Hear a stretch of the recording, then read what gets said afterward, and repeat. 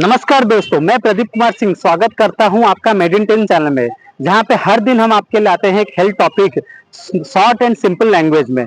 दोस्तों, आज का टॉपिक है केएफटी यानी कि किडनी फंक्शन टेस्ट। इससे हमारा पता चलता है कि हमारा किडनी प्रॉपर्ली वर्क कर रहा है या नहीं। आज हम डिस्कस करेंगे इसके पैरामीटर्स के, इसके नॉर्मल रेंज क्या होते हैं, और अगर रेंज ज्यादा हो जाए तो क्या प्रॉब्लम होता है, और कम रहे तो क्या प्रॉब्लम होता है, और किस टाइम में हमें डॉक्टर को कंसल्ट करना चाहिए, और अपने किडनी को हेल्दी रखने के लिए क्या क्या टिप्स है वो भी मैं आपके साथ शेयर करूंगा। चलिए हम आगे बढ़ते हैं और डिस्कस करते हैं केएफटी के पैरामीटर। दोस्तों, हमारा किडनी एक ऐसा ऑर्गन है जो कि हमारे शरीर से वेस्ट मटेरियल को और एक्स्ट्रा वाटर को बाहर निकालता है यूरिन के थ्रू से। जब किडनी में प्रॉब्लम हो जाता है तो वो जो वेस्ट मटेरियल वो प्रॉपर्ली उसे फिल्टर नहीं कर पाता और यूरिन के थ्रू से उसे बाहर भी नहीं निकाल पाता है। तो केएफटी टेस्ट करने से हम डॉक्टर उसको जान पाते हैं कि हमारे किडनी जो है प्रॉपर्ली वर्किंग है या नहीं, या फिल्ट्रेशन जो होता है वो प्रॉपर्ली हो पाता है कि नहीं। दोस्तों, अब इसके मल्टीपल पैरामीटर्स होते हैं जिसको हम डिटेल में आज जानेंगे। तो चलिए एक एक करके समझते हैं केएफटी के पैरामीटर के। सबसे पहले आता है ब्लड यूरिया। ब्लड यूरिया को हम नॉर्मल लैंग्वेज में यूरिया भी कहते हैं। इसका नॉर्मल रेंज होता है 15 से 40, 15 से 40 जो होता है इसका नॉर्मल रेंज होता है। अगर यूरिया ज्यादा हो गया इसका मतलब है कि हमको डिहाइड्रेशन हो गया है या फिर हमारा प्रोटीन इंटेक ज्यादा हो गया है। अगर यूरिया कम हो इसका मतलब ये होता है कि कोई लिवर डिजीज है या फिर मालनरिशमेंट का इशू भी हो सकता है। दूसरा पैरामीटर है सीरम क्रिएटिनिन। इसको सिंपली हम लोग क्रिएटिनिन भी बोलते हैं। मेल में इसका नॉर्मल रेंज होता है 0.7 से 1.3, और फीमेल में इसका नॉर्मल रेंज होता है 0.6 से 1.1। अगर क्रिएटिनिन ज्यादा हो गया इसका मतलब कि या तो हमारा किडनी स्लो वर्क कर रहा है या किडनी में कुछ प्रॉब्लम है। और यदि क्रिएटिनिन कम हो जाए तो उससे क्या होता है ना, ये जनरली क्या होता है ना, प्रेगनेंसी के टाइम में क्रिएटिनिन कम देखा जाता है, या फिर जब मसल मास कम बनता है तो या मसल मास जो वीक होता है तब हमारा क्रिएटिनिन लेवल कम होता है। अब बात करते हैं दोस्तों केएफटी के तीसरे पैरामीटर के, यानी कि यूरिक एसिड। यूरिक एसिड का नॉर्मल रेंज मेल में होता है 3.5 से 7, और फीमेल में होता है 2.5 से 6। अगर यूरिक एसिड ज्यादा हो जाए इसका मतलब ये होता है किडनी स्टोन हो सकता है, गाउट हो सकता है, या फिर किडनी डिस्फंक्शन को भी इंडिकेट करता है। और यूरिक एसिड लो बहुत रेयर है लेकिन लिवर डिजीज में पॉसिबल हो सकता है। दोस्तों, अब बात करते हैं केएफटी के चौथे पैरामीटर की, जिसको हम बोलते हैं बन, यानी ब्लड यूरिया नाइट्रोजन। इसका नॉर्मल रेंज होता है 7 से 20, और जब हाई बन हो जाए यानी BUN बन ज्यादा हो जाए इसका मतलब ये होता है कि किडनी डिस्फंक्शन हो गया है, या बॉडी में डिहाइड्रेशन हो गया है, या फिर हाई प्रोटीन डाइट खाते हैं उसके चलते भी बन ज्यादा हो जाता है। और लो बन का मतलब कि आपका कोई लिवर डिजीज है तभी बन का लेवल लो होता है। अब बात करते हैं इसके पांचवा पैरामीटर के। केएफटी के पांचवा पैरामीटर है सोडियम, जिसका नॉर्मल रेंज होता है 135 से 145।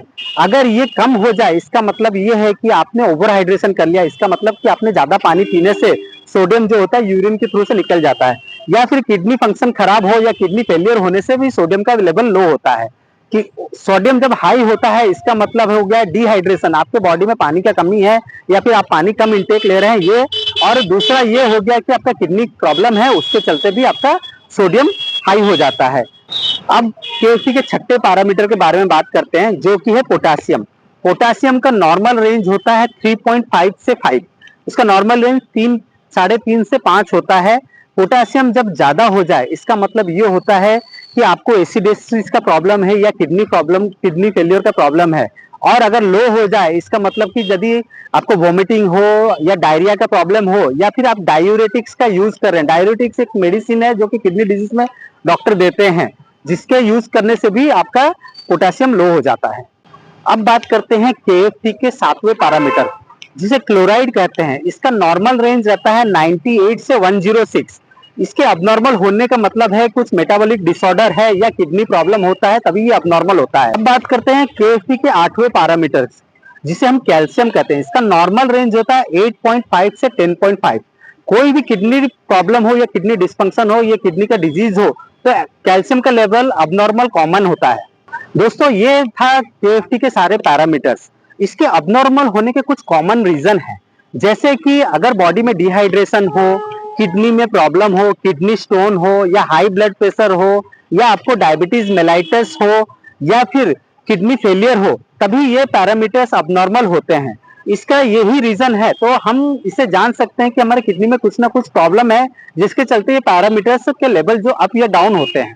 इसके जो कॉमन सिम्टम्स होते हैं जो पेशेंट में पाए जाते हैं जिनको किडनी में प्रॉब्लम होता है, जैसे थकान या कमजोरी महसूस होना, आपके फेस या एंकल में स्वेलिंग हो जाना, या फिर नोजिया एंड वॉमिटिंग का फील होना बार बार, या फिर कभी कभी क्या होता है ना, बॉडी में इचिंग भी होता है और रेस्टलेस भी फील होता है। दोस्तों, अगर इस तरह का सिम्टम्स आपको बार बार आए तो आप अपने डॉक्टर से कंसल्ट करके केएफटी का टेस्ट कराइए, क्योंकि हो सकता है कुछ अबनॉर्मलिटी हो आपके केएफटी फंक्शन टेस्ट में या किडनी फंक्शन टेस्ट। इसके प्रिवेंशन के कुछ कॉमन टिप्स हैं। यदि हम अपने किडनी को हेल्दी रखना चाहते हैं, इस टिप्स को फॉलो करेंगे तो वो बहुत जल्दी ही हमारी किडनी हेल्दी रहेगा। जैसे कि सबसे पहले आप अपने बॉडी में पानी का इंटेक जो होता है डेली 2 से 3 लीटर का रखिए। सॉल्ट और प्रोसेस फूड का इंटेक को कम कीजिए। अगर आप डायबिटिक या हाइपरटेंसिव है, डायबिटिक है तो रेगुलर अपना ब्लड शुगर चेकअप कराइए, और हाइपरटेंसिव है तो आपको हाई ब्लड प्रेशर रहता है तो आप अपना बीपी चेकअप रेगुलरली कराइए। इसके साथ आप जब प्रोटीन का इंटेक करते हैं तो डॉक्टर से कंसल्ट करके कीजिए, और कभी भी एंटीबायोटिक या पेन किलर अपने से ना ले, डॉक्टर से कंसल्ट करके ही ले।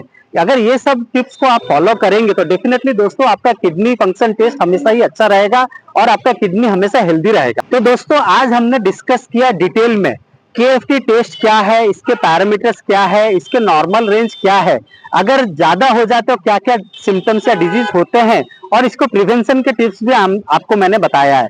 होपफुली ये वीडियो आपको अच्छा लगा हो। दोस्तों, कमेंट में जरूर बताइए हमारा वीडियो आपको कैसा लगा, और इसको ज्यादा से ज्यादा लोगों तक शेयर कीजिए, और हमारे चैनल मेड इन 10 को सब्सक्राइब कीजिए, ताकि आप इस तरह का हेल्थ टिप्स पाने से ना चुके, और हमारे को एक्साइटमेंट लगेगा अगर आप हमारे चैनल को सब्सक्राइब करेंगे। Thank you.